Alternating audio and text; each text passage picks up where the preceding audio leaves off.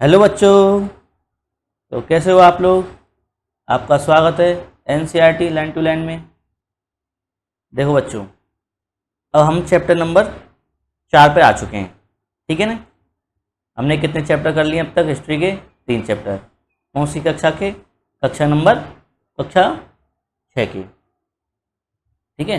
जो हमारा 3 लेक्चर हैं वो कंप्लीट हो चुके हैं। आपने अगर उनको नहीं देखा है तो आप जाके उनको पहले उनको देख लीजिए और फिर चैप्टर नंबर 4 पर आप आना पढ़ने के लिए। ठीक है ना। तो हमने अब क्या क्या 3 लेक्चर हमने क्या क्या पढ़ लिया। हमने पढ़ लिया कि इतिहास के बारे में हम कैसे जान सकते हैं। ठीक है ना। फर्स्ट चैप्टर में ये पढ़ा अपन ने। सेकंड चैप्टर में पढ़ा कि भाई जो मानव थे, जो आरंभिक मानव से लेकर वर्तमान तक की जो अपनी सभ्यताएं, उनमें मतलब क्या मतलब कैसे कैसे उनका क्रम चला। ठीक है। थर्ड चैप्टर में अपने सिंधु घाटी सभ्यता के बारे में पढ़ा, आरंभिक जो नगर हैं उनके बारे में पढ़ा। अब देखो, मैंने आपसे बोला था कि मैं आपको एक टाइमलाइन याद कराऊंगा। क्या कराऊंगा? टाइमलाइन। टाइमलाइन क्या होती है बेसिकली? ये जानने की जरूरत है आपको। जो इतिहास होता है ना, इतिहास होता है इतिहास इतिहास क्या होता है? तिथियों का कालक्रम अनुसार अध्ययन करना। ठीक है ना। आप तो इतना सा ध्यान रखना, जैसे एक के बाद जो घटनाएं होती है ना, अगर उनका अपन को क्रम याद होता है, इस पहले ये हुआ, पहले फिर उसके बाद ये हुआ, फिर उसके बाद ये हुआ, तो उसी को अपन क्या कहते हैं? इतिहास कहते हैं। जो घटनाएं एक के बाद होती जाती हैं और जिनका एक तिथि होती है, तिथि के अनुसार उनको बांटते जाते हैं। ठीक है। तो ऐसे इसी का ही अध्ययन करना है अपन को, है ना, इतिहास में। तो आपको एक टाइमलाइन, अगर आपको एक टाइमलाइन याद रहेगी ना, या ये पहले ये हुआ था, ये उसके बाद ये हुआ था, उसके बाद ये हुआ था, तो इतिहास को ना इतना सिंपल हो जाएगा आपके लिए। बहुत सिंपल हो जाएगा हिस्ट्री। हिस्ट्री बहुत सिंपल हो जाएगी आपके लिए। ठीक है ना। तो वही अपन को टाइमलाइन याद रखनी होगी कि टाइमलाइन क्या है। ठीक है ना। मैं खाली जगह ढूंढ लेता हूँ कुछ, तो यहाँ पे ढूंढ लेते हैं, ये खाली जगह। ठीक है। देखो, सबसे पहले अपन ने क्या देखा? एक नंबर पे पहले अपन ने एक नंबर यहाँ पे डाल देते हैं। ठीक है ना। एक नंबर पे अपने क्या देखा? आरंभिक मानव के बारे में पढ़ा था। ठीक है ना। तो पहले थोड़ा सा देता हूँ। पहले देखा था अपने कि 32 लाख वर्ष से लेके और कहाँ तक आए थे अपन? 10,000 वर्ष तक, वो 12,000 तक, ईसा पूर्व। ठीक है ना। फिर दूसरे पे आए थे अपन 12,000 से और 10,000 ईसा पूर्व। ठीक है। फिर आए अपन तीसरे पे 10,000 से लेके 5,000 वर्ष पूर्व, 5,000 ईसा पूर्व। ठीक है ना। अपन ने 3 चैप्टरों में कहाँ तक पढ़ लिया? अपन ने पढ़ लिया यहाँ तक, यहाँ 4700 लेके 1800 तक। ठीक है ना। यहाँ तक अपन ने पढ़ लिया। ठीक है। अब आपको पता होना चाहिए ये क्या, मैंने जो तिथियां लिखी हैं ये क्या है। ठीक है ना। ये टाइम है। ठीक है ना। टाइम है। 32 लाख वर्ष पहले, 32 लाख वर्ष ईसा पूर्व से 12,000 ईसा पूर्व तक कौन सा काल था? ठीक है ना। इन तीनों को कहेंगे अपन, कौन सा काल कहेंगे? पाषाण काल। पाषाण काल। क्यों कहेंगे पाषाण काल? क्योंकि यहाँ पे पत्थर की वस्तुएं अपन को मिली थी। ठीक है ना। स्रोत मिले थे ना, अपन को पढ़ाया था मैंने आपको कि एक तो पुरातात्विक स्रोत होते हैं और एक साहित्यिक स्रोत होते हैं। ठीक है ना। तो यहाँ से अपन को कौन से स्रोत मिले? पुरातात्विक स्रोत मिले। जैसे शिलाग में कोई पत्थर की कुल्हाड़ी मिल गई अपन को। ठीक है ना। तो ऐसी चीज़ें मिली अपन को। ठीक है ना। तो इसमें क्या था? पत्थर की चीज़ें का उपयोग होता था दैनिक जीवन में। ठीक है ना। तो मतलब कहीं ना कहीं इनको पत्थर का उपयोग होता था। ठीक है।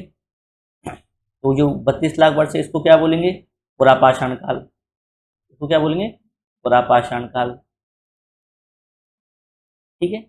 इसको बोलेंगे जो 12,000 से 10,000 वर्ष है, इसको मध्य पाषाण काल। तो क्या बोलेंगे?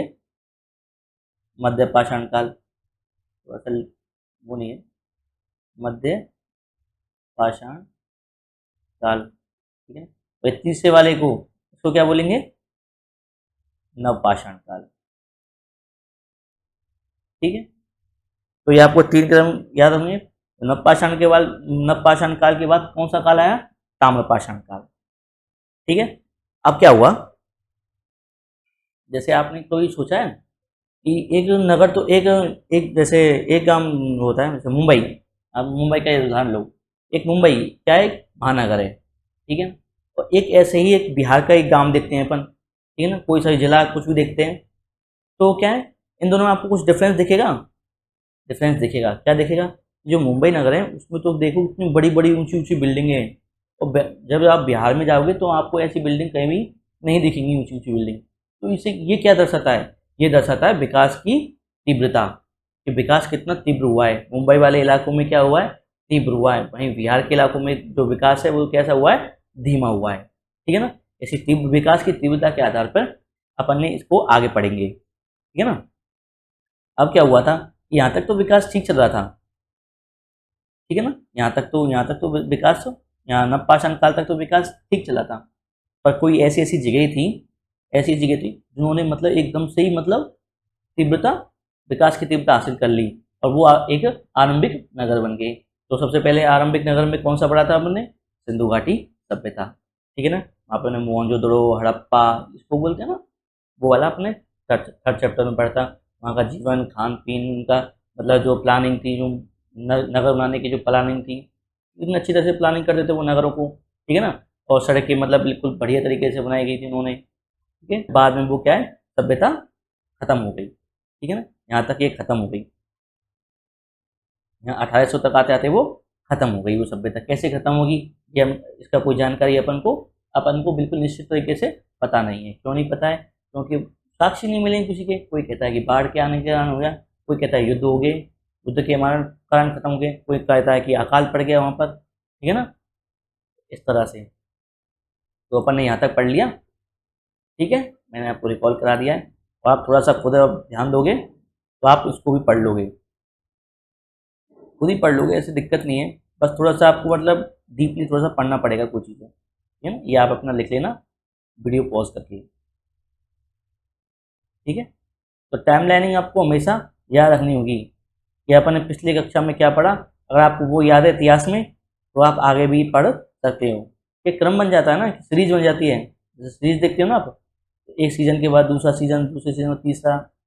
अगर आप डायरेक्ट तीसरे सीजन पे आ जाओगे तो आपको समझ में आएगा नहीं कुछ भी क्या चल रहा है सीरीज में। तो इसलिए अपनी सीरीज है हिस्ट्री की भी, ठीक है। तो चलिए पढ़ते हैं अपनी इस यहाँ तक अध्याय नंबर 4 के बारे में पढ़ते हैं कि अध्याय नंबर 4 क्या कहता है। ये कहता है कि क्या बताती हैं हमें किताबें और कब्रें। भाई ये पूछ रहा है कि आपकी जो किताबें होती हैं और जो कब्र होती हैं, जो मरे आदमी होते हैं ना, उनको दफना दिया जाता है तो उन्हें कब्र बोलते हैं, ठीक है। तो ये हमें क्या बताती, क्या दर्शाती है हमको, ऐसा क्या मतलब क्या दिखाती है हम, ठीक है। देखो किताबें क्या बताएंगी आपको, किताबें क्या करती हैं, किताबें आपको जानकारी देती हैं। जैसे मान लो कुछ उसमें लिख रहा हो कि जैसे मान लो जैसे मनुस्मृति है मनुस्मृति। मनुस्मृति क्या है, एक 200 ईसा पूर्व मतलब किताब लिखी हुई थी एक, मान लो, ठीक है ना, लिखी हुई है। तो उसमें क्या है, स्त्रियों के बारे में हीन भावना दर्शाई गई है। स्त्रियों के बारे में मतलब थोड़ा मतलब वैसा लिखा हुआ है उनके बारे में, ठीक है ना, महिलाओं के बारे में। तो ये क्या दर्शाती हैं, वो वो दर्शाती हैं उनकी मानसिक स्थिति के बारे में दर्शाती हैं कि स्त्रियों के खिलाफ, स्त्रियों के जो खिलाफ है, उनकी जो मानसिक स्थिति, उनकी सोच कैसी है, उसको दर्शा रही है वो, ठीक है ना।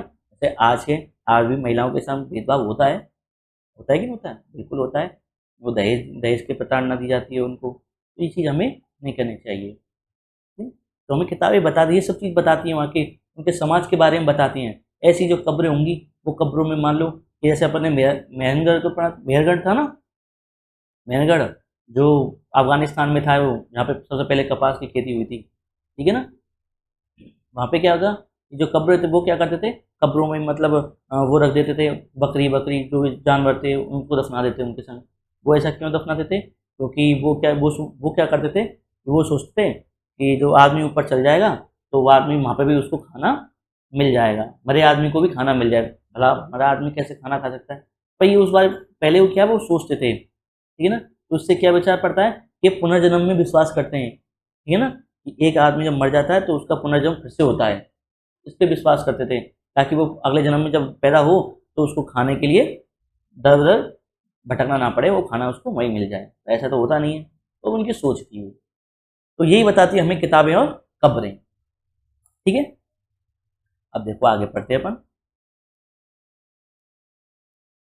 पुस्तकालय में मेरी, ठीक है ना, इसका नाम क्या है, मेरी, आपकी नहीं, मेरी। जैसे ही घंटी बजी, शिक्षक ने छात्रों को अपने साथ आने को कहा। घंटी बजते ही शिक्षक ने कहा कि बच्चों मेरे साथ चलो। आज वे पहली बार पुस्तकालय जा रहे थे। जैसे आप भी सरकारी स्कूल में पढ़ते हो तो जो सरकारी टीचर होते हैं ना, वो आपको स्कूलों में ले जाते हैं। स्कूलों में मतलब जो पुस्तकालय होता है जहाँ पे बहुत सारी किताब रखी होती हैं, वहाँ ले जाते हैं। ठीक है, मेरी ने देखा कि पुस्तकालय उसकी कक्षा से काफ़ी बड़ा था। ठीक है ना, कक्षा तो छोटी होती है और पुस्तकालय क्या होता है, बड़ा। तो वहाँ किताबों से भरी कई रैक थी, ठीक है ना, कई सारी किताबें अलग अलग वहाँ पे रैकों पर रखी हुई थी। कोने में एक अलमारी थी जो मोटी मोटी किताबों से भरी थी। मेरी को एक अलमारी खोलने की कोशिश करते देख शिक्षक ने कहा, उस अलमारी में अलग अलग धर्मों से जुड़ी हुई महत्वपूर्ण किताबें हैं। क्या तुम्हें मालूम है कि हमारे पास वेदों का भी एक संग्रह है?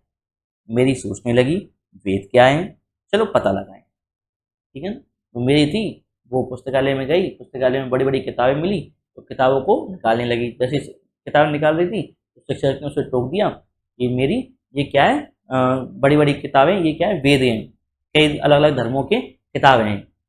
ठीक है, तो फिर उसने जो शिक्षक है उसने मेरी से पूछा कि आपको पता है कि वेद क्या होते हैं?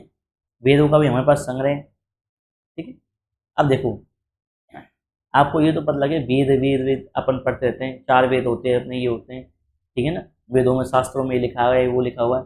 पर ये मतलब इसकी शुरुआत कैसे हुई थी, तो जो ना कहाँ पर, तो सिंधु घाटी सभ्यता पढ़ते हैं अपन। ठीक है ना, 1800 तक तो क्या थे अपन, सिंधु घाटी सभ्यता पर थे।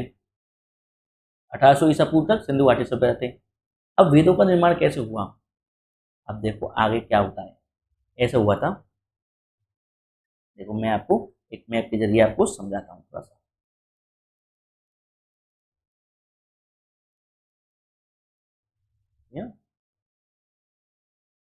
तो ये फॉन्ट में तो ना थोड़ा मैप में ऐसे ही इस पे बनता है, बोर्ड पे मैं बहुत अच्छा बना देता हूँ मैप। ठीक है, देखो यहाँ पे क्या है, पहले के ज़माने में आदि मानव रहते थे यहाँ नदियों के किनारे, क्या है वो मतलब आरंभिक मानव बसा करते थे, रहते थे। यहाँ पे क्या ताम्रपाषाण चल गया था, ताम्रपाषाण काल चल रहा था यहाँ पे, ऐसे ऐसे यहाँ पे सिंधु घाटी सभ्यता थी, वो क्या है खत्म हो गई थी। तो यहाँ के जो लोग थे वो क्या यहाँ पे आ गए, यहाँ पे आ गए, यहाँ पे आ गए, ऐसे ऐसे अलग अलग जगहों को भगने लगे। ठीक है ना, तो ये यहाँ की जो संस्कृति थी वो यहाँ की संस्कृति को लेके यहाँ पर भी आने लग गई, सभी जगह उन्होंने अपनी संस्कृति फैला दी। ठीक है ना, तो यहाँ पे जो संस्कृति लेके आए उन्होंने क्या क्या, उनके पास क्या क्या था, वहाँ पे उनको औजार तांबे की चीज़ें बस पता था। ठीक है ना, कि तांबे के धातु का उपयोग होने लगा, तो धातुओं को उन्होंने यहाँ पर पहुँचाया। धातुओं को पहुँचाया तो यहाँ पे जैसे नगर थे तो उन्होंने क्या गांव बना लिए, यहाँ पे छोटे छोटे गांव बना लिए यहाँ पे, ऐसे हैं? तो उनको बोलते हैं आरंभिक गांव। ठीक है, तो ऐसा हुआ था कि यहाँ पे आरंभिक गांव बन गए। ये क्या है, अफगानिस्तान, यहाँ पे क्या है, अफगानिस्तान। ठीक है, इधर के एरिया में, भारत के पास में अफगानिस्तान है। तो यहाँ से क्या है, इसको इसके ऊपर जो इलाका होता है, इसके ऊपर इलाका होता है उसको बोलते हैं मध्य एशिया। मध्य एशिया, यहाँ से क्या है, कुछ लोग आए थे, उन्हें क्या बोलते हैं, आर्य। क्या बोलते हैं, आर्य। ठीक है ना, ये क्या है, एक जनजाति है। जैसे आपने पढ़ा था ना, फर्स्ट चैप्टर में पढ़ा था कि भरत, जो भारत का नाम भरत कैसे पड़ा, जो यहाँ पे क्या है, जो सब वो आए थे जनजात, जो कबीले के लोग आए थे, आर्य लोग थे, तो उनके जो सरदार का बेटा था उसका नाम भरत था, तो उसके नाम पे क्या पड़ गया, भारत पड़ गया। ठीक है, तो ये आर्य यहाँ यहाँ से लेके यहाँ पे आए, भारत में आ गए। ठीक है, यहाँ पे इन्होंने क्या किया, वेदों का निर्माण किया। ठीक है ना, वेदों का निर्माण किया। ठीक है, तो अब अपन को पता है ऋग्वैदिक काल पढ़ रहे हैं, इसको क्या है, ऋग्वेद लिखा हुआ था इस काल में, तो इसको क्या बोलेंगे हम, ऋग्वैदिक काल। ऋग्वैदिक काल कहाँ से लेके कब तक है, ये है 1500 से लेके 1000 ईसा पूर्व। ठीक है, सिंधु घाटी सभ्यता तक कहाँ तक पढ़ लिया अपन ने, 1800 तक पढ़ लिया, फिर 1800 बाद 1500 और फिर 1000 के बीच में पढ़ेंगे। ठीक है ना, इस चैप्टर में इतना पढ़ना है।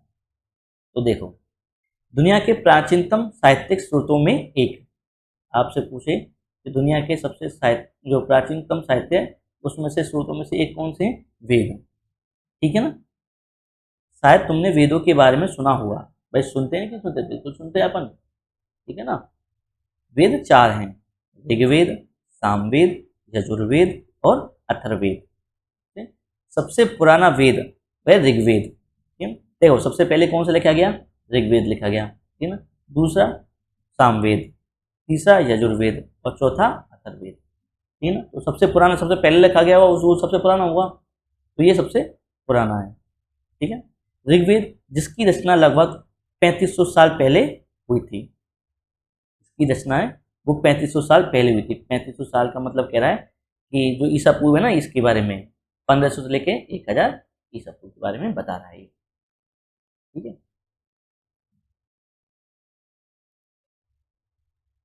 ऋग्वेद में 1000 से ज्यादा प्रार्थनाएं जिन्हें सूक्त कहा गया है।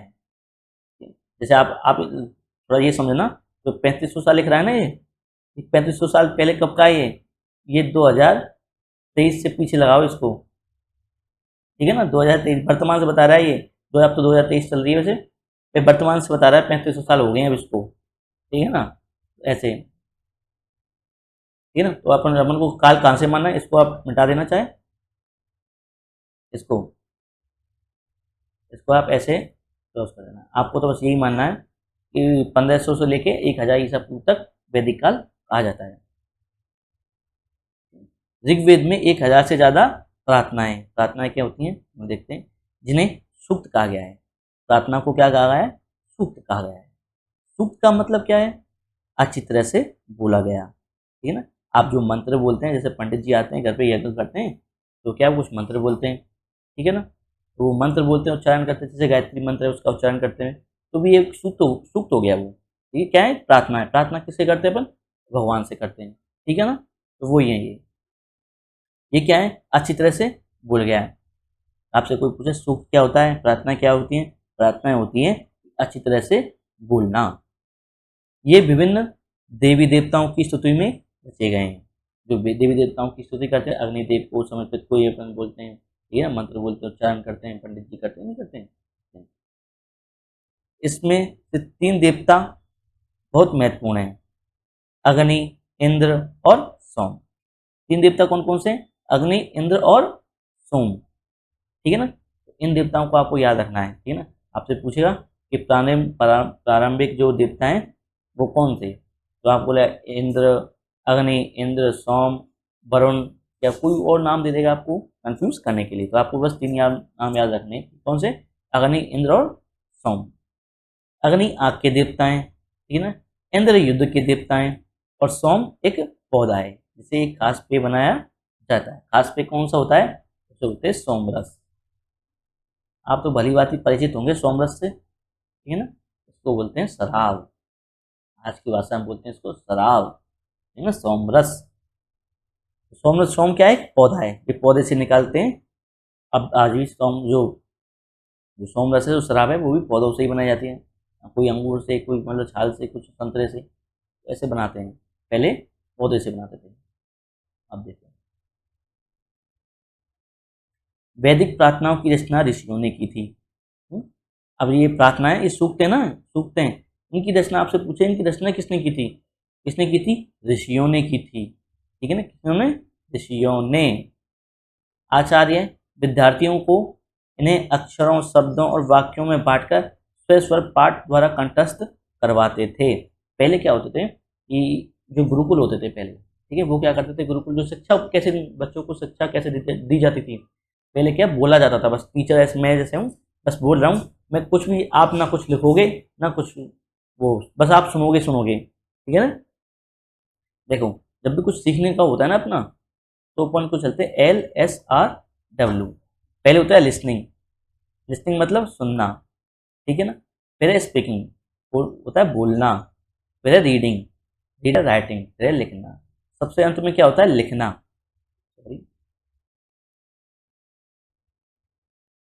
सबसे अंत में क्या होता है? लिखना। ठीक है ना।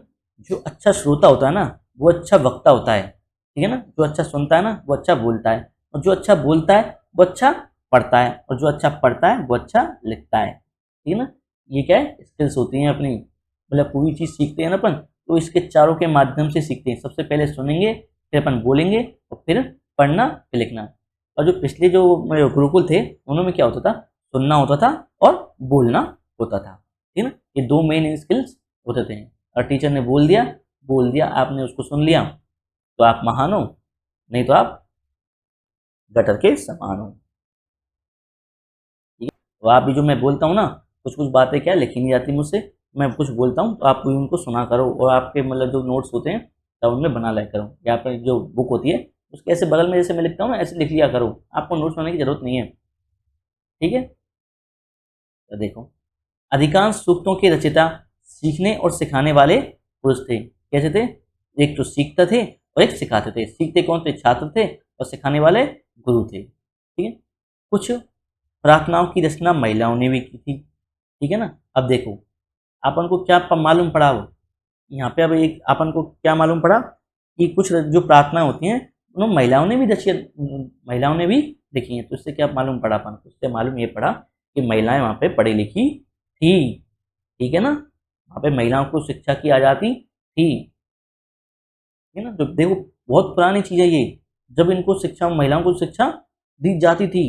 आज देखो कि महिलाओं को शिक्षा मतलब बहुत ना के बराबर मिल रही है। ठीक है ना, पर जब भी जो महिलाएं वो एक कदम आगे सबसे। ठीक है, ऐसे ऋग्वेद की भाषा प्राक संस्कृत या वैदिक संस्कृत कहलाती है। जो ऋग्वेद में जो भाषा लिखी हुई है, वो मतलब कुछ लिखा हुआ है ऋग्वेद में, तो कैसी भाषा है उसकी, उसकी क्या है, प्राक। प्राक मतलब प्राचीन, प्राचीन संस्कृत बोलते हैं उसको भाषा, या अपन को वैदिक संस्कृत कहलाती है। ठीक है, तुम स्कूल में जो संस्कृत पढ़ती हो उससे यह भाषा थोड़ी भिन्न है। ठीक है, कुछ भाषाएं वैसी होती हैं, जैसे संस्कृत है, संस्कृत से ही क्या बनी भाषा अपनी, हिंदी।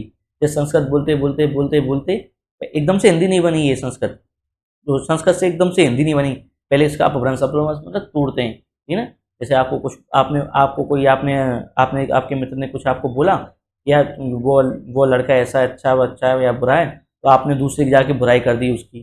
क्या करते हो आप, जो उसने जैसा कि जैसा बोला है आपको वैसा दूसरे को नहीं बोलते हो, कुछ ना कुछ उसमें तोड़ मरोड़ के आप आगे पहुंचाते रहते हो, तो उसी को बोलते हैं अपभ्रंश करना। ठीक है, तो ये क्या है, जो अपन संस्कृत पढ़ते हैं, जो स्कूलों में जो संस्कृत पढ़ते हो ना, ये उससे थोड़ी भिन्न है। ठीक है ना, लिखावट और जो भी लिखने का तरीका है वो बिल्कुल अलग है। ठीक है, देखो ये बता रहा है संस्कृत और अन्य भाषाएं। ठीक है ना, संस्कृत भाषा बहुरूपीय भाषा परिवार का हिस्सा है। ठीक है ना, बहुरूपीय क्या होता है, ठीक है, भारत और यूरोप। ठीक है ना, जैसे आपने बोला, जैसे माँ, जैसे हिंदी में बोलते हैं अपन माँ। ठीक है ना, और ऐसे ही जो इंग्लिश में होते हैं उसको क्या बोलते हैं, मदर। ठीक है ना, माँ और माँ, ठीक है ना, दोनों तो एक सेम वर्ड्स निकल रहे हैं। ठीक है ना, तो वो ये भाषा, भारतीय भारूपीय भाषा कहते हैं इसको। ठीक है ना, इंग्लिश में तो माँ को क्या हिंदी, भारत में हिंदी को, माँ को हिंदी में क्या बोलते हैं, माँ। ठीक है ना, और यूरोपियो में क्या बोलते हैं माँ को, मदर।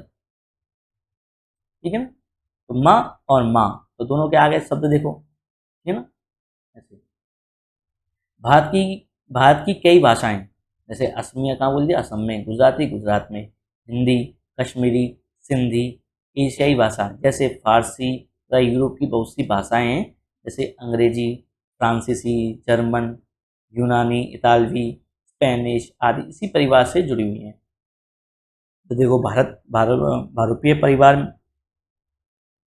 जो भारतीय भाषा है, भारतीय भाषा परिवार है, उसमें कौन कितनी भाषाएं शामिल हैं, भारत की जितनी भी जो भाषाएं बोली जाती हैं वो शामिल होंगी, और जो यूरोप में बोली जाएंगी वो उसमें अपनाई जाएंगी। इन्हें एक भाषा परिवार इसलिए कहा जाता है क्योंकि आरंभ में उनमें कई शब्द एक जैसे थे। उदाहरण के लिए मात्र, जैसे संस्कृत में क्या बोलते हैं, मात्र, माँ को हिंदी में और मदर को अंग्रेजी में। तो देखो माँ, माँ और माँ, तीनों का शब्द एक से चालू हुआ है, तो ये क्या, इसी से क्या अपभ्रंश होकर ये अलग अलग बनी है फिर भाषाएं। है ना, शुरुआत तो माँ से ही हुई थी। ठीक है, क्या तुम्हें इनमें कोई समानता नजर आती है, हाँ बिल्कुल आती है, क्यों आती है समानता, देखो माँ माँ माँ ऐसे। उपमादि, में दूसरे भाषा परिवारों की भाषा बोली जाती है। उदाहरण के लिए पूर्वोत्तर देशों में तिब्बत बर्मा परिवार की भाषा बोली जाती है, ठीक है ना। तमिल, तेलुगु, कन्नड़, मलयालम द्रविड़ भाषा परिवार की भाषाएं, ठीक है।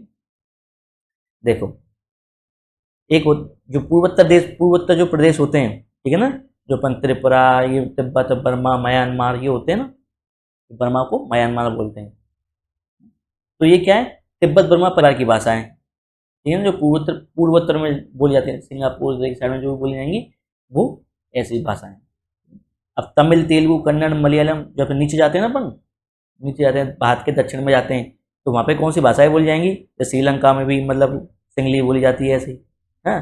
तो ये कौन से भाषा परिवार के हिस्से हैं, ये द्रविड़ भाषा परिवार के हिस्से हैं। तो अपने 3 भाषा परिवार देख लिए, एक कौन कौन सा, भारोपी है, दूसरा तिब्बत बर्मा परिवार भाषा है, और तीसरा द्रविड़ भाषा परिवार। जबकि झारखंड और मध्य भारत में है सुन बोली जाने वाली भाषा ऑस्ट्रो एशियाटिक परिवार से जुड़ी हुई हैं। तो चौथा कौन सा हो गया, ऑस्ट्रो एशियाटिक परिवार। ऑस्ट्रो मतलब पुराने जो एशियाई जो यहाँ पे कबीले होते थे ना, कबीले, उनकी भाषा है, ठीक है ना, जो झारखंड और मध्य भारत में बोली जाती हैं। तो अपने 4 भाषा परिवार पढ़ लिए, ठीक है ना। उन भाषाओं की सूची बनाओ जिनके बारे में तुमने सुना रखा है, उनके भाषा परिवार की पहचानने की कोशिश करो, ये आपको करना है, ठीक है।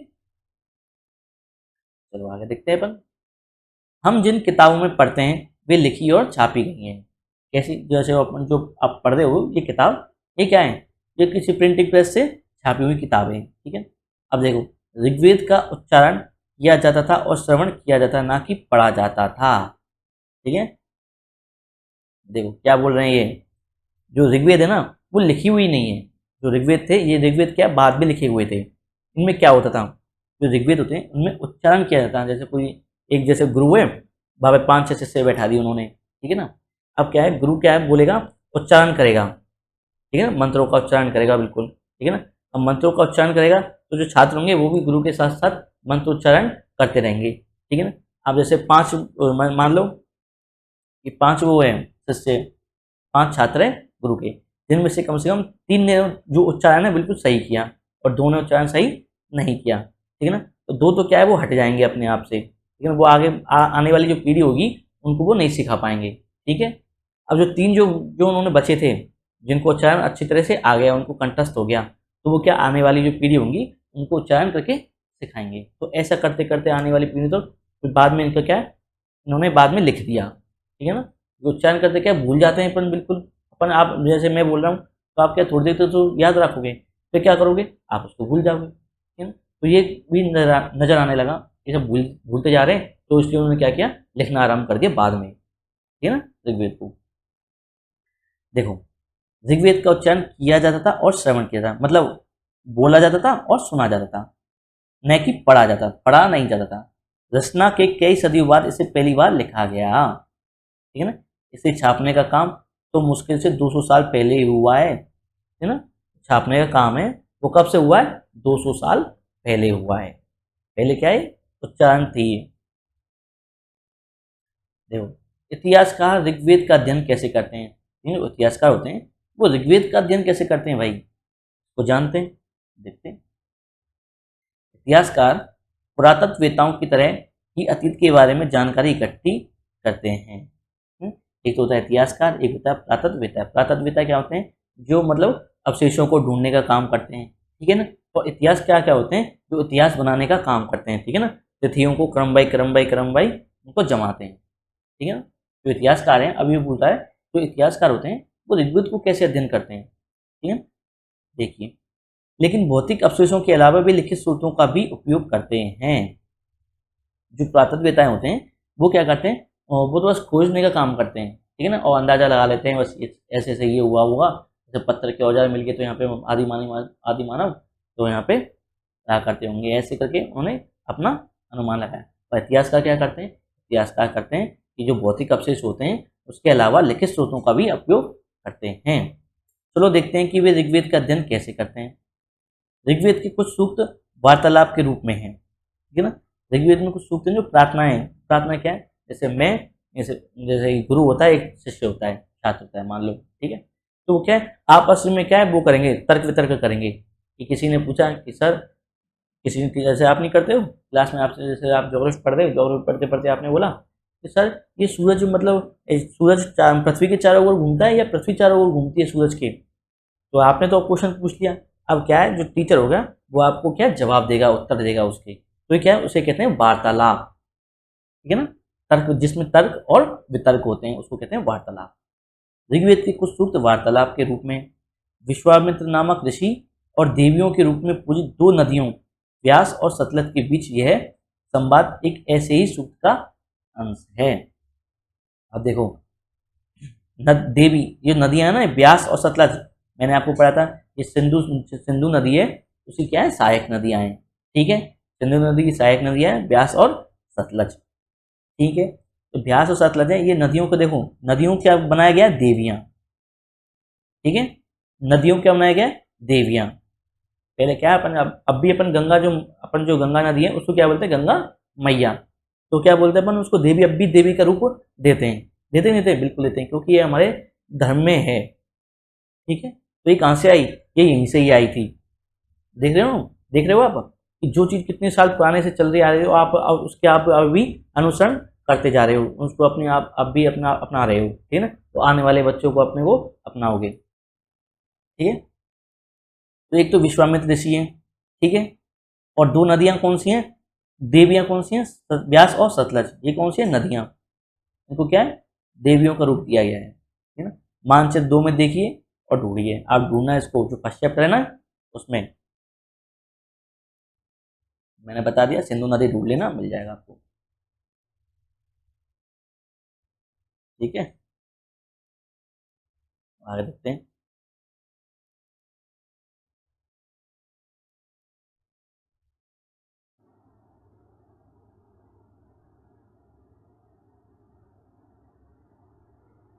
ये देखो बच्चों, जो देखो ये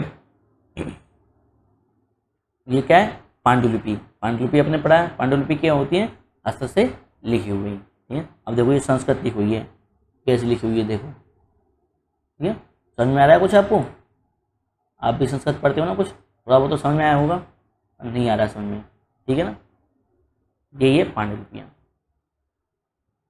अब देखो, ये ऋग्वेद है, ये ऋग्वेद की पांडुलिपि का एक पन्ना है। ठीक है ना, भुजबृज की छाल पर लिखी हुई यह पांडुलिपि कश्मीर में पाई गई थी, लगभग 150 वर्ष पहले। ये 150 वर्ष पहले अपन को पाई गई थी। ऋग्वेद के सबसे पहली बार छापने के लिए इसका उपयोग किया गया था। इसी पांडुलिपि को देखकर अंग्रेजी अनुवाद तैयार हुआ। यह पांडुलिपि पुणे महाराष्ट्र में एक पुस्तकालय में सुरक्षित है। अब ये कहाँ है पांडुलिपि, जो पांडुलिपि है ना, ये कहाँ है, महाराष्ट्र में एक म्यूजियम में सुरक्षित है। ये कहाँ से मिली थी, ये कश्मीर से मिली थी। ठीक है ना, ये जो वो जो खोज स्टार्ट हुई थी ना, ये कब से, 19वीं सदी में, 19वीं नहीं, 20वीं सदी में खोज स्टार्ट हो गई थी सबकी सब। ये मान लो आप, तो 20वीं सदी में मतलब ये 1900 से लेके 2000 के बीच में इनकी सबकी खोज हुई है ये आप तो ये समझो आप। तो उस टाइम ये खोज क्यों हो रही थी, इसलिए खोज हुई थी क्योंकि उस टाइम क्या है, स्वतंत्रता संग्राम चल रहा था अपना। ठीक है, अंग्रेजों से लड़ाई चल रही थी, अंग्रेज बोल रहे थे कि ये आदमी तो क्या तुच्छ हैं, ठीक है ना, जो भारत के जो रहने वाले लोग हैं ना, ये असभ्य हैं, सभ्य नहीं है, बर्बर हैं।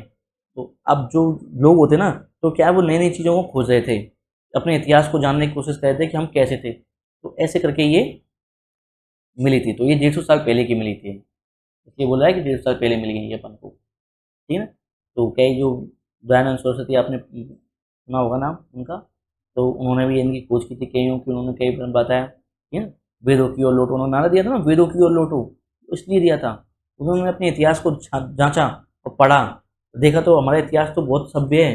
देखा देखा कितना सभ्य, अपना सब वहाँ पे क्या प्लानिंग हो गई थी, जो आज तक नहीं बन पाया कुछ भी, जो नगर नहीं बन पाया, वो सिंधु घाटी सभ्यता में नगर बन चुके थे प्लानिंग के साथ। ठीक है ना, तो वो ये पांडुलिपि बताया गया आप उनको।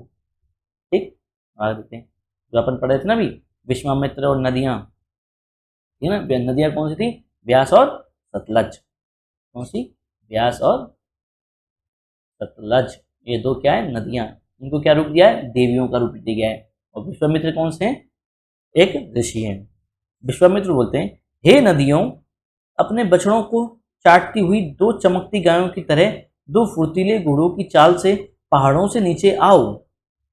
वो क्या विश्वामित्र बोल रहे हैं कि अपने बछड़ों को चाटती हुई, बछड़ों मतलब चट्टाने, चट्टानों को मतलब आते हुए, दो दमकती गायों की तरह जब नदियां बहती हैं तो क्या वो झाग देती है ना, तो कैसे सफ़ेद हो जाती है नदियां ना, झाग देती है तो कैसी होती है, जब नदी बहती है तो सफ़ेद होती है ना।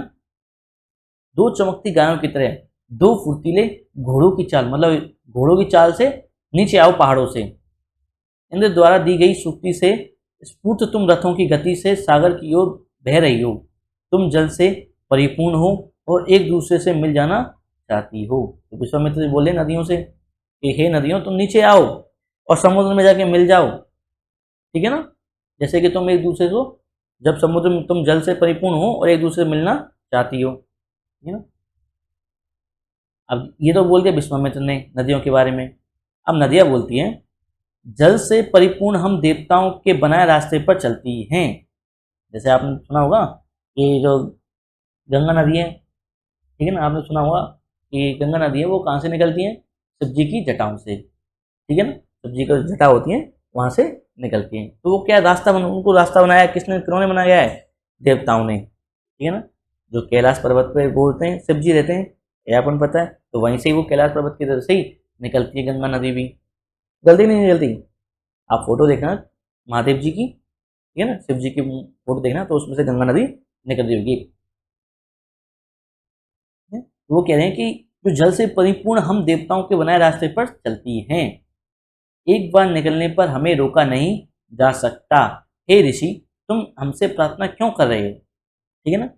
जो ऋषि तो बोल रहा है कि तुम नीचे आओ नीचे आओ, और ये बोल रही है कि हम तो वही अपने रास्ते पर हैं, आप क्यों हमारी स्थिति की प्रार्थना कर रहे हो। तो विश्वामित्र बोलता है, हे बहनों, मुझ गायक की प्रार्थना सुनो। मैं रथों और गाड़ियों सहित बहुत दूर से आया हुआ हूँ। कृपा करके अपने जल को हमारे रथों और गाड़ियों की धुरियों के ऊपर ना उठाओ, ताकि हम आसानी से उस पार जा सकें। अब विश्वामित्र जी क्या है, बीच में नदी है, देखो ऐसे ये नदी है, ठीक है ना। अब विश्वामित्र जी यहाँ पे खड़े हैं,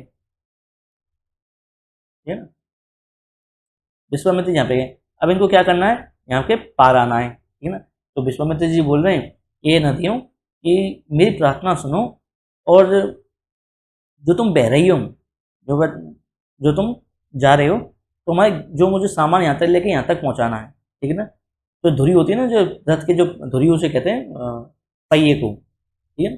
तो पहियों से मतलब ऊपर मत आओ पानी को, मतलब मेरे रथ गाड़ी को मतलब मत डुबाओ। तो ये प्रार्थना कर रहे हैं विश्वामित्र जी। फिर नदियाँ बोलती हैं, हम तुम्हारी प्रार्थना सुनेंगे, ठीक है, जिससे तुम सुरक्षित उस पार जा सको। इतिहासकार यह बताते हैं कि प्रार्थना उस क्षेत्र में रची गई होगी जहाँ ये नदियाँ बहती हैं। ये भी सुझाते हैं, मतलब ये इतिहासकार क्या बोल रहे हैं, ये प्रार्थना कहाँ रची हुई होंगी, जहाँ रची होंगी जहाँ ये नदियाँ बहती हैं। तो कहाँ है, सतलज और ब्यास नदी कहाँ बहती है, सिंधु नदी पे, ये सिंधु नदी की सहायक नदी है। तो ये क्या कश्मीर में बहती है, कश्मीर से निकलती है ब्यास और सतलज भी, ठीक है ना, हिमाचल और इसमें से। तो ये रचना कहाँ हुई थी, ये भारत के उत्तर में हुई थी, ठीक है। देखो देखो एक चीज और आपको मिलेगी, आपको, आपने नोटिस किया, ये क्या बोल रहा है, ये विश्वामित्र जी क्या बोल रहे हैं, देखो बछड़ों, ये क्या बोल रहा है, बछड़ों, एक गायों और घोड़ों और रथ, रथ कहाँ पे, रथ, ठीक है ना। तो अब देखो रथों के बारे में जानकारी अपन को सिंधु घाटी सभ्यता में मिल गई थी, क्योंकि वहाँ पे क्या अपन को खिलौने मिले थे नहीं मिले थे, मिले थे। बछड़े, अब देखो बछड़े यहाँ पे बहुत ज़्यादा, अब क्या है, पहले सिंधु घाटी सभ्यता में नगर बन गए थे, फिर ये नगर उजड़ गए, ठीक है। उजड़ने के बाद क्या हुआ, ये देखो ये रथे आने, तो सॉरी,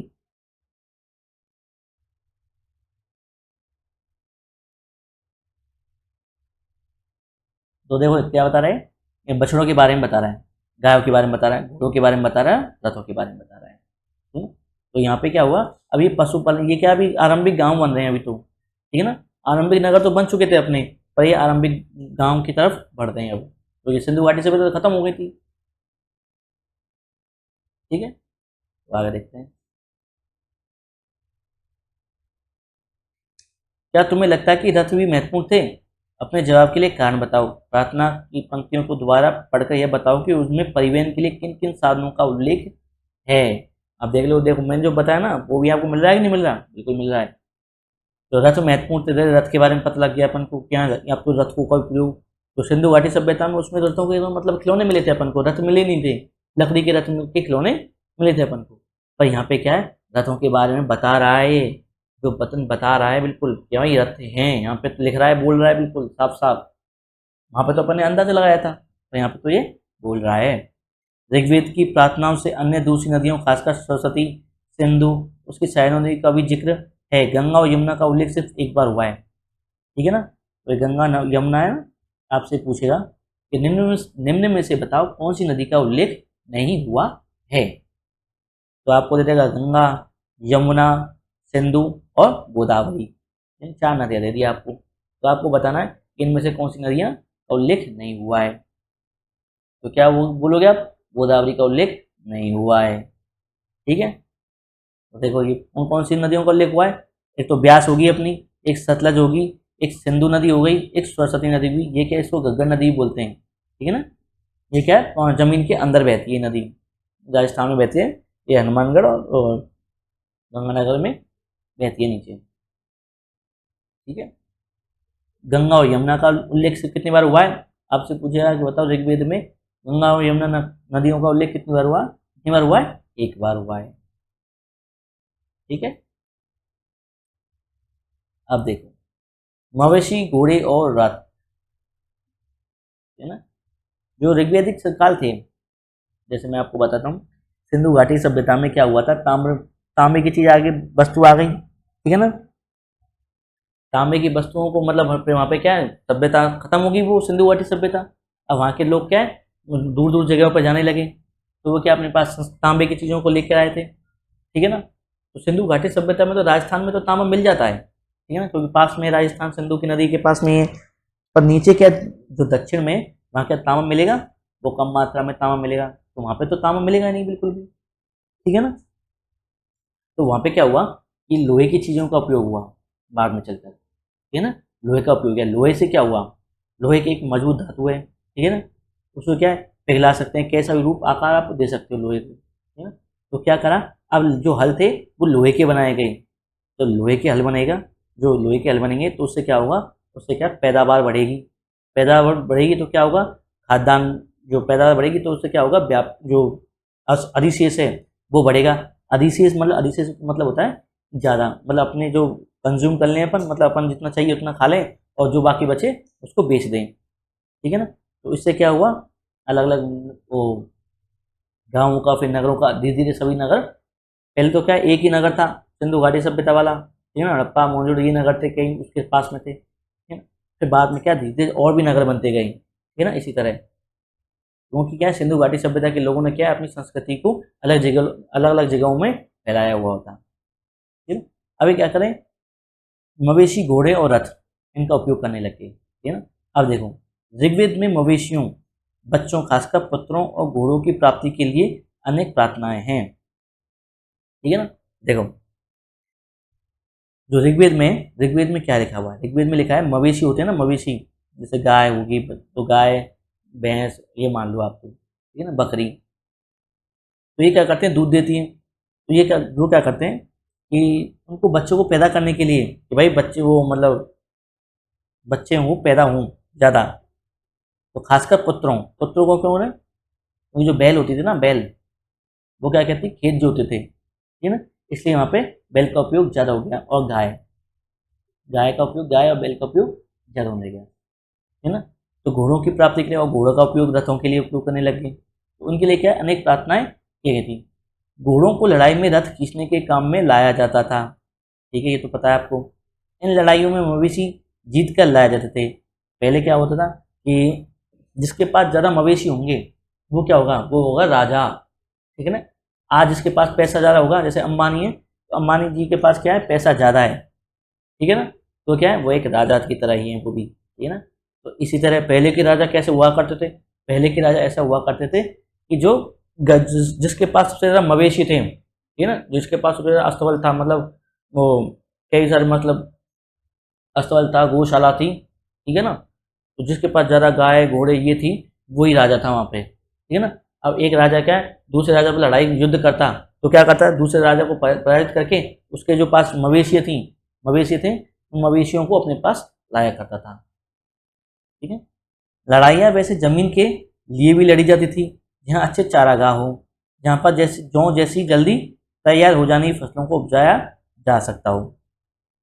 अब देखो जौ का उपयोग अब हुआ है, देखो ठीक है। देखो सिंधु घाटी सभ्यता में तो अपन ने क्या पढ़ा था कि वहाँ पे तो क्या जौ मतलब गेहूँ चावल जौ ये सब बहुत मटर सरसों आदि फसलें उगाई जाती थी, पर यहाँ पे क्या आपको कुछ जौ ही मिलेगा, ठीक है ना। जौ की खेती होने लगी थी बस, ठीक है ना। होती और भी खेती होती नहीं, पर जो आपको साक्ष्य मिले ना वो जौ के ही मिले, यहाँ पे लिखा हुआ बस जौ ही मिला है और कोई मतलब उसका मिला नहीं है अपन को।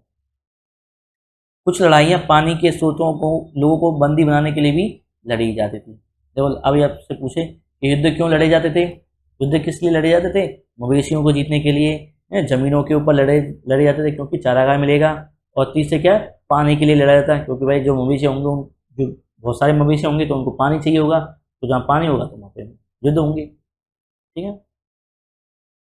युद्ध में जीते गए धन का कुछ भाग सरदार रख लेते थे, तो कुछ हिस्सा पुरोहित को दिया जाता था, ठीक है। शेष धन आम लोगों में बांट दिया जाता था। अब क्या होता था देखो, एक जो राजा क्या बोलते हैं सरदार, ठीक है ना। अब वो जीतता था तो जीतने के बाद क्या करता, कुछ हिस्सा तो अपने पास रख लेगा और कुछ पुरोहित होता है जो उसका जो मंत्री होता है, ठीक है ना, जो उसको बताता रहता है कि धर्म क्या है वो क्या है फलाना, ठीक है ना, कैसे चलना कैसे काम करना है, वो उसका सलाहकार होता था पुरोहित एक तरह से। तो उसको दे देता था थोड़ा बहुत धन, और जो बचा हुआ धन था वो आम लोगों में जो मतलब लड़ाई में हिस्सा लिया था उन्होंने उनको बांट दिया जाता था। कुछ धन यज्ञ करने के लिए उपयुक्त होता था और यज्ञ की आग में आहुति दी जाती थी, ठीक है ना। आपसे पूछे कि यज्ञ की जो परंपरा है वो कहाँ से आई है, क्या बोलोगे आप बोलना सिंधु घाटी सभ्यता, ठीक है ना, क्योंकि अपने क्या पढ़ा है, यज्ञ वेदिका, कालीबंगा से क्या मिली थी अपन को, यज्ञ वेदिकाएं, ठीक है, ये ध्यान रखना, ठीक है ना। यज्ञ की परंपरा कहाँ से आई थी, यज्ञ की परंपरा कहाँ से आई थी, सिंधु घाटी सभ्यता से,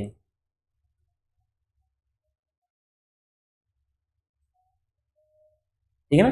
सिंधु घाटी सभ्यता में कौन सा स्थान था, कालीबंगा। अग्नि वेदिका मिली थी, ध्यान रखना इसको। ये आहुतियां देवी देवताओं को दी जाती थी और घी अनाज और कभी कभी जानवरों की भी आहुतियां दी जाती थी, ठीक है ना। जैसे आपने बाहुबली पिक्चर देखी है, बाहुबली में बल्लाल देव होता है ना, वो तो क्या आहुति दे देता है जानवरों की, ठीक है ना।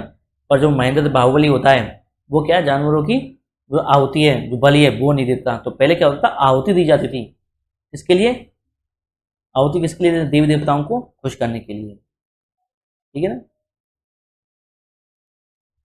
अधिकांश पुरुष इन युद्धों में भाग लेते थे, अधिकांश जो पुरुष थे इन युद्धों में भाग लेते थे। कोई स्थायी सेना नहीं होती थी, लेकिन लोग सभाओं में मिलते जुलते थे और युद्ध व शांति के विषय में सलाह मशवरा करते थे। वहां से ऐसे लोगों को अपना सरदार चुनते थे जो बहादुर और कुशल कुशल योद्धा हुए। अब क्या होता था देखो, आगे आगे क्या हुआ, गाँव में, जैसे एक गाँव है वहाँ पे एक सरदार है, ठीक है। अब वो सरदार कैसे चुना जाता था, गांव के जो सभी लोग होते ना वो मिलकर क्या एक सरदार को चुनते थे अपना, ठीक है। वहाँ पे सरदार वो क्या वहाँ पे क्या होता था, वहाँ पे सभा में क्या होता था, युद्ध व शांति के विषय में सलाह मशवरा होता था, ठीक है। और जो सरदार जो चुनने की योग्यता थी वो योग्यता क्या थी, एक तो वो बहादुर होना चाहिए और दूसरा कैसे होना, कुशल योद्धा होना चाहिए। दो योग्यता थी उसकी सरदार चुनने की, ठीक है। और चुनते कैसे थे, मिलजुल कर, ठीक है ना, मिलजुल कर ये लोग चुनते थे, आपस में एक आदमी को चुन लिया। अब क्या होता था देखो, ये बोल रहा है कि स्थायी सेना नहीं होती थी, ठीक है। जैसे आपने इंडिया की है, एक इंडियन आर्मी है, इंडियन नेवी है, ठीक है ना, इंडियन एयरफोर्स है, ये क्या है कि स्थायी सेना है कि नहीं है, कि रिजर्व में रहते हैं कुछ मतलब 5 लाख 6 लाख जितने भी आदमी आदमी हैं जो सेना है वो रिजर्व में रहती है, ठीक है ना, जब भी युद्ध होता है वो चली जाती है। पर ये गाँव में ऐसा था, पहले ऐसा नहीं था। पहले कैसा था, पहले कोई किसान है तो वो भी एक सैनिक था, ठीक है ना। कोई लोहार है वो भी एक सैनिक था, कोई कुम्हार है तो वो भी एक सैनिक था। जब भी युद्ध होता तो ये सारे काम धंधे छोड़ के टेम्पोस में सेना में भर्ती हो जाते थे, ठीक है ना। और जैसे ही मतलब युद्ध लड़के जीत के आए थे, फिर ये अपने काम में वापस लग जाते थे, ऐसे ही काम करते थे अपना, ठीक है। तो बहुत सिंपल चीज थी। लोगों की विशेषता बताने वाले देखो, एक और चीज मैं बताऊं आपको, ये तो मिलजुल के है ना, मिलजुल के बनाए थे। यहाँ से एक लोकतंत्र, अपन क्या लोकतंत्र की जो भावना है ना, वो भी आपको देखने को मिलेगी, ठीक है ना। इस सभाओं में ही लोकतंत्र की भावना देखने, जो आपस में प्रतिनिधि सुनते हैं अपना, ठीक है ना, यहाँ से ही लोकतंत्र की शुरुआत होती है। देखो कितना अपना तगड़ा इतिहास है। लोगों की विशेषता बताने वाले शब्द, लोगों की विशेषता बताने वाले शब्द, लोग मतलब कौन कौन से जो शब्द हैं जो लोगों की विशेषता बताते हैं। जैसे लोगों का वर्गीकरण, काम, काम के आधार पर, भाषा के आधार पर, परिवार, समुदाय, निवास स्थान या सांस्कृतिक परंपरा के आधार पर या जाता आ रहा है, ठीक है ना। कोई जैसे मटके बनाने वाला है तो क्या बोलेंगे अपन, क्या बोल देंगे उसको, कुम्हार बोल देंगे, ठीक है। और जैसे कोई हरियाणवी भाषा बोलता है तो उसको बोल देंगे ये तो यार ये हरियाणवी है, ये बोल देंगे, ठीक है ना। ये परिवार है तो भाई ये उस परिवार का हिस्सा है, ठीक है ना, उस समुदाय का हिस्सा है। जैसे कोई हिंदू है, कोई मुसलमान है, कोई सिख है, कोई ईसाई है, ऐसे, ठीक है ना। वही निवास स्थान है, कोई पहाड़ में रहने वाला है, कोई मैदानों में रहने वाला है, उसके स्थान को बोलते हैं। किसी संस्कृति परंपरा अलग है तो इनके हिसाब से अपन लोगों को बांट देते हैं। ऋग्वेद में लोगों की विशेषता बताने वाले शब्द को देखो, है ना। ऋग्वेद में क्या क्या लिखा है, ऐसे दो समूह हैं जिनका वर्गीकरण काम के आधार पर किया गया, ठीक है ना। दो समूह कौन कौन से हैं, एक तो पुरोहित जिन्हें कभी कभी ब्राह्मण कहा जाता था और तरह तरह के यज्ञ और अनुष्ठान करते थे, और दूसरे लोग थे राजा। बस इन दोनों के बारे में ही आपको बताया गया है। ऋग्वेद में क्या है, इन दोनों के कर्मों के बारे में, काम क्या होंगे इनके, क्या वैसे होंगे, इनके बारे में बताया गया है, ठीक है ना। दो का वर्णन किया गया है, एक तो पुरोहित, पुरोहित जो ब्राह्मण, वो क्या होते थे, ब्राह्मण होते थे, ठीक है ना, और तरह तरह के यज्ञ करते थे, जो राजा उनको दक्षिणा भी देता था इन्हीं पुरोहितों को, और दूसरे लोग थे राजा। ये राजा वैसे नहीं थे जिनके बारे में तुम बाद में पढ़ोगी, ठीक है ना। ये जो राजा हैं ये वैसे नहीं थे। ये कैसे राजा थे फिर, ये ऐसे राजा थे, ये न तो बड़ी राजधानी और महलों में रहते थे, न इनके पास सेना थी, न ही ये कर वसूलते थे, और प्राय राजा की मृत्यु के बाद उसका बेटा अपने आप ही शासक नहीं बन जाता था। पहले क्या होता था, राजा का बेटा ही राजा बनता था, ठीक है ना, होता था, वंशानुगत होता था, वंश के आधार पर उसी वंश का बनेगा, राजा बनेगा। तो पहले ऐसा नहीं था कुछ भी। पहले क्या होता था, एक सभा होती थी, सभा में सबके सब गांव के लोग आ गए, ठीक है ना, गांव के लोग आ गए, तो गांव के लोगों ने अपने में जो बहादुर होता था और जो युद्ध कौशल में जो अच्छा होता था उसको सरदार चुन लिया, ठीक है ना। सरदार चुन लिया तो वो अपने में से चुना है, तो क्या वो एक परिवार में एक घर में छोटे से उनके बराबर ही घर में रहता होगा, उसके पास कोई सेना नहीं है, कोई महल नहीं है, कोई राजधानी नहीं है, ठीक है ना। तो ऐसे था।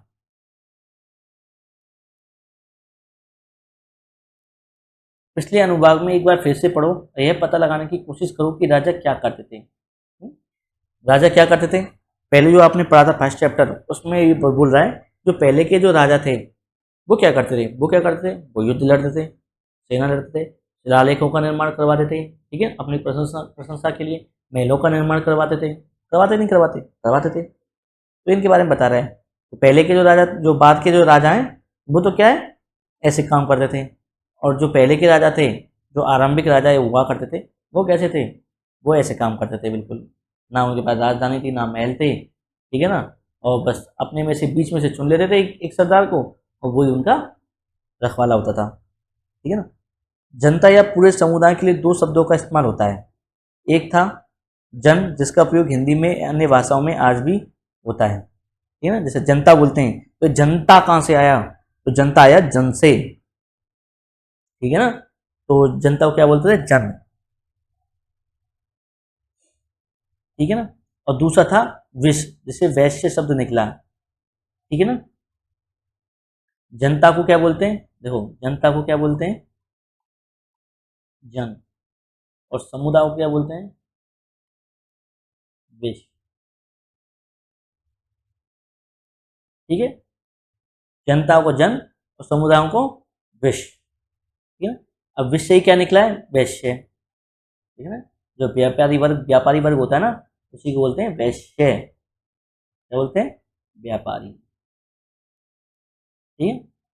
अब इसके बारे में जो वैश्य है इनके बारे में तुम अध्याय 5 में विस्तार से पढ़ोगे, ठीक है? अभी आपको इतना ही पढ़ना है इसमें, ठीक है। ऋग्वेद में विश्व और जनों के नाम मिलते हैं, इसलिए हमें पुरुजन या विश्व विश्व भरतजन या विश्व यदु भरतजन या विश्व यदुजन या विश्व के जैसे उल्लेख मिलते हैं, ठीक है।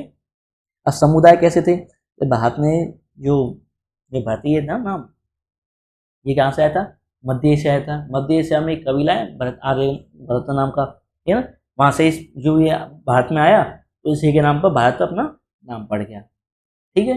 ऐसे अपना नाम पड़ा भारत का। तो ये क्या थे, एक समुदाय थे, ठीक है ना, जो रहते थे कबीले टाइप में रहते थे ये। तुम इनमें से कोई नाम जाना पहचाना लगता है कौन सा था, भारत, ठीक है ना।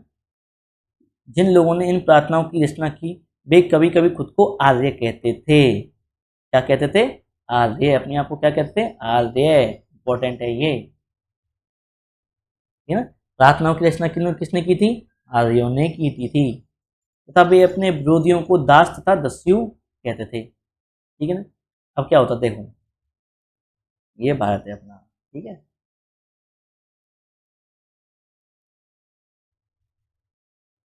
ये बात था, यहाँ पे क्या छोटे छोटे कबीले थे, ऐसे ऐसे ऐसे ऐसे ऐसे कबीले थे जो मतलब एक दूसरे पे लड़ाई बड़ाई करते होंगे नहीं करते होंगे पता नहीं है तुमको, ठीक है। पर यहाँ पे क्या, अफगानिस्तान में, अफगानिस्तान या मध्य एशिया बोलेंगे अपन उसको, यहाँ के ऊपर के जो देश थे, ठीक है ना, यहाँ पे क्या है, कबीले थे, ठीक है ना। आर्य आर्य जिसका नाम था आर्य या भरत कबीला, ठीक है। ये भरत कबीला क्या है, यहाँ पे इन्होंने आक्रमण कर दिया इन इन लोगों पर, यहाँ पे जो लोग रहते थे उन पे आक्रमण कर दिया। आक्रमण करने के बाद क्या, यहाँ के जो लोग थे इनको हरा दिया और यहाँ के लोग क्या बना दिया, गुलाम, क्या बना दिया, गुलाम, जिन्हें क्या बोलते, दास बोलते या दस्यु बोलते थे। तो आपको पता लग गया कि दस्यु प्रथा, जो दास प्रथा का जो आरंभ था वो कहाँ से माना जाता है, वो माना जाता है ऋग्वैदिक काल, ठीक है ना। इंपॉर्टेंट लाइन होगी ये क्या होगी, इंपॉर्टेंट लाइन होगी। दस्यु वे लोग थे जो यज्ञ नहीं करते थे, शायद दूसरी भाषाएं बोलते थे। अब ये तो क्या यज्ञ करते थे, आर्य वार्य ये तो सब यज्ञ वज्ञ किया करते थे। अब ये तो क्या जनजाति आती हैं, आदिवासी आते हैं, ठीक है ना। ये आदिवासी तो ये तो ना यज्ञ करते हैं ना कुछ करते हैं, ठीक है।